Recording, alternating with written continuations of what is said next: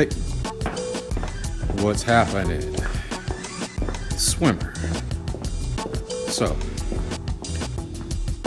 where I'm at right now is a co-op wood shop called Soul Craft. I have space in here where I do my printing, and I tend to like work on stuff like framing my paintings. Like that. And whatever else I can get into in here. But while I'm here, there's a guy named Jake that stays in a pretty dope bus. And he works in the shop too, creating furniture for people. It's pretty cool. He's got designs going on. He's doing spray paint on the outside, which is my favorite medium. And we're gonna go chop it up with him in a bit. He'll go through how he got there in the bus, how it's working out for him, and where he sees himself in a minute. Because, it's all about whether this makes any sense for us and our people and the benefits of it. I'm still living in a conventional house too, so let's see what he says. We'll hang out.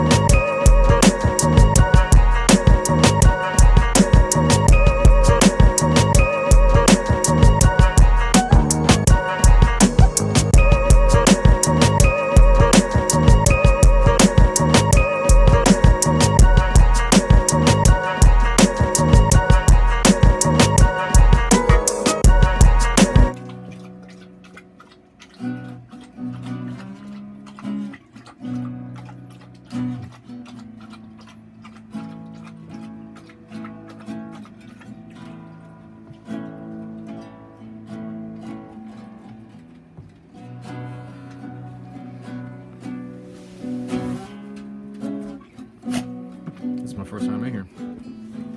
In here? Yep. I thought about using Nissan Leaf used battery modules. Contacted Tech Direct, Yeah. techdirectclub.com, and the guy, he had one of these, and this is a lithium-ion battery backup. I think it was backup for hospitals, so it would be like a bank of quite a bit of those. Yeah. So it's like advertised at 5.6 kilowatt hours, and I've discovered that I have about 3.8 kilowatt hour usable before it dies, before it cuts out. It's got its own like online management,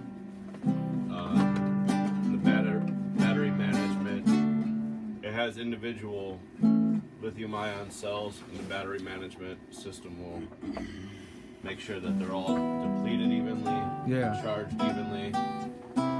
If that wasn't the case, you would run one,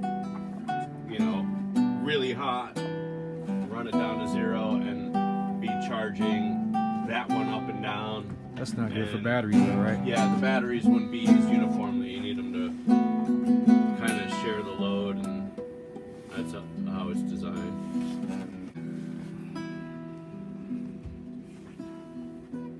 So I'm running a 24 volt system. This is a 24 volt. So when I told the guy at Tech Direct that I was running 24 volt, that I was going to be using several 6 volt, or maybe they're 3 volt Nissan Leaf batteries, and running them together to build 24 volt banks, like two 24 volt banks. he was like, well, if you're running 24 volt, then I have this. And usually people run 12 volt. Yeah. The reason I'm running 24 volt is I have room for pretty big solar panels. And the solar panels are like 32 volt. Oh. And so they match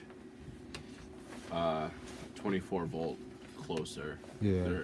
It's an easier conversion. Yeah, I saw them when they came in the shop. I was like, ooh, whose are those? Yeah. That's an inverter, charger. It's like the brains of everything. Then this is the brains of the solar. This is brain of like an inverter. It charges. What's charging us right now? What are these lights running on? Right now we're running on shore power from the building. Oh. So it has a 30 amp pass through. And then this is my shore power. And if I flip this off or unplug, now we're running on battery. That's sweet. So it's That was instant. quick. So now you can monitor that we're inverting. Yeah. I got a big electrical heater running right now. So we're actually burning quite a lot of electricity. Yeah. Hmm. So we're burning 26 volt at 41 amps. Yeah. And you multiply those together to get your watts. So this was a big learning curve. But you were telling me that, you know, you were getting a conventional house before and then you decided to do this. So Yeah. how'd you come to that? So when I was looking for a home, started looking at renting stuff. Stuff around town was expensive.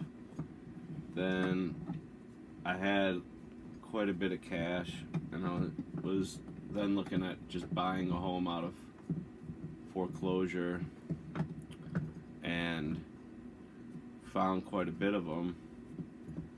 And then I started talking to the mayor of the town or the treasurer of the county and figuring out what back taxes were owed, this and Yeah. that, in order to acquire the homes. And it turned out that these homes were mostly paid off by someone for years. And then that older couple passed away.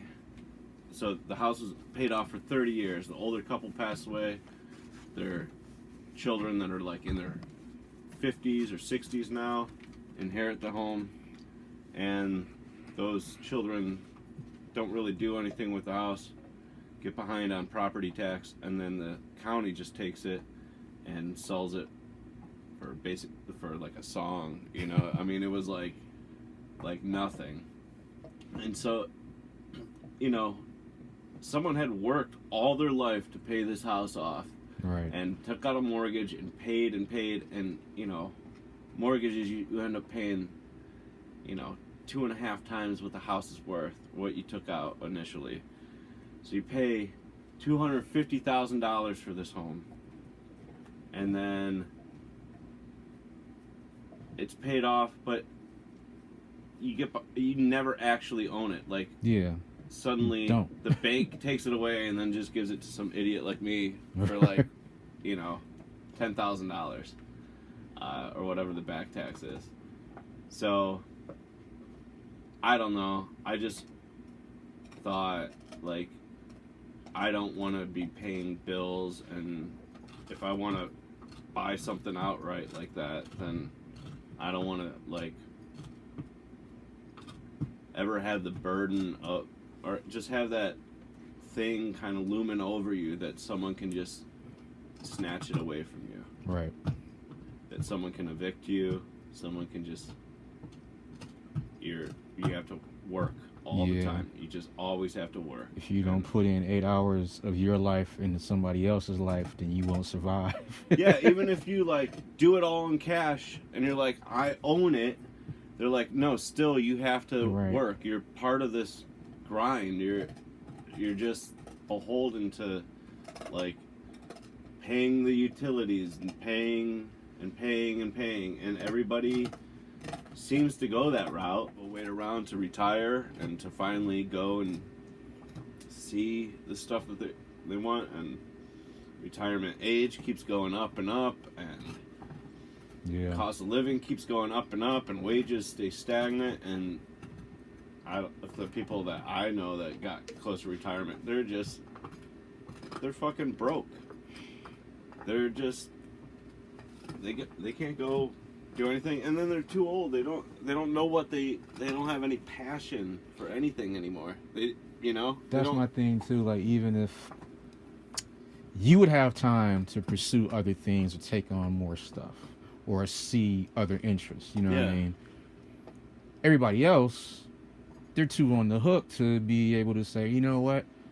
I think I need to change professions or learn something else or learn something new or go to a new place. Yeah. You know what I mean? Because they can't stop working. They can't stop working. So, like, even now, I think a lot of what's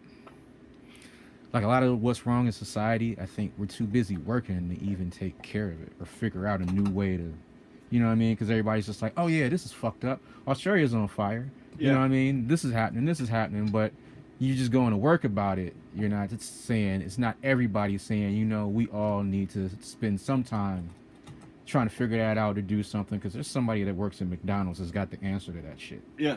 You Yeah. know what I mean? But they're too buried in their Yeah. working 50 hours a week, and then getting home and getting food ready and getting laundry and gassing up the car, and Right. they're not at fault for how it is, Right. but I think how it is wrong. I think that people can't be creative and explore their passions because you're burdened. Like, Yeah. you need to feel free. Like, when you have a free day or you have a free whole week that nothing needs done, you can kind of start finding what you gravitate towards, Right. and then you start getting into it. But then that week's up, you got to go back to work, Right. and you don't get another week till next year. Right. But if you have another week directly following that week, then you dig a little deeper into this thing, and you dig a little deeper into your passions, and you try to figure things out, and then you can develop different skills, techniques. You can become an entrepreneur. Right. I mean, a big thing is, these small businesses. Like, nobody in lower or middle class can afford to, like, really take a lot of risk.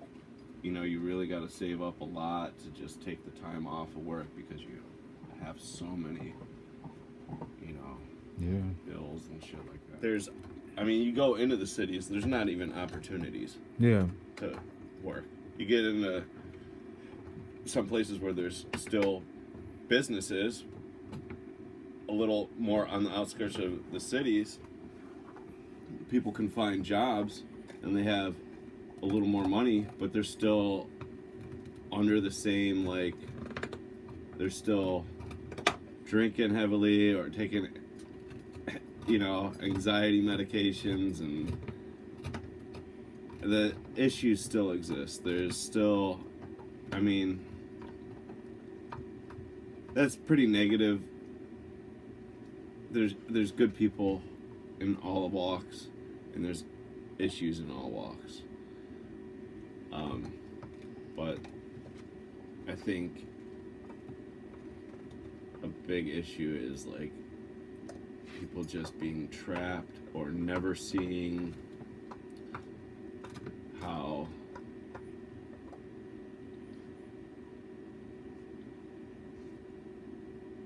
like anything is still possible, and they never apply themselves to making one of their dreams come true. Mm-hmm. They just Like, I don't have time. Like, I don't have time. never have time, and then you have a stroke and you die. Right. What are your issues that you need to solve? Housing, your electrical, your heat, your food, if I want to travel, my travel. And now I have all that laid out, and I try to creatively solve those in a new way, in an extremely cost-effective way that allows me to accomplish all those things and not have to go to work for someone. So that is a lot of the thought process behind how to go about building a school bus into a house. With all of the things you can do today, you have the whole wealth of human knowledge in your phone. You can fly magically through the air. You could save up a month and fly to the other side of the planet, magically through the air. If you could go back into history at any given time, anytime, you go back to the 80s, you go back 100 years, you go back to the 1600s, you now are the closest thing to a god that ever existed in all of humanity. Right? Right. You can fucking do so much that people dreamt of doing. And what are you going to do with that? Right. You're gonna work at a greeting card company? Or are you gonna go fucking do something? You're gonna fly. Just go fly to the other side of the planet. Go do those things that like nobody else through the history of humanity could ever do in their life. You could just go do all of those things. You can harness the power of electricity in a handle and plasma cut steel.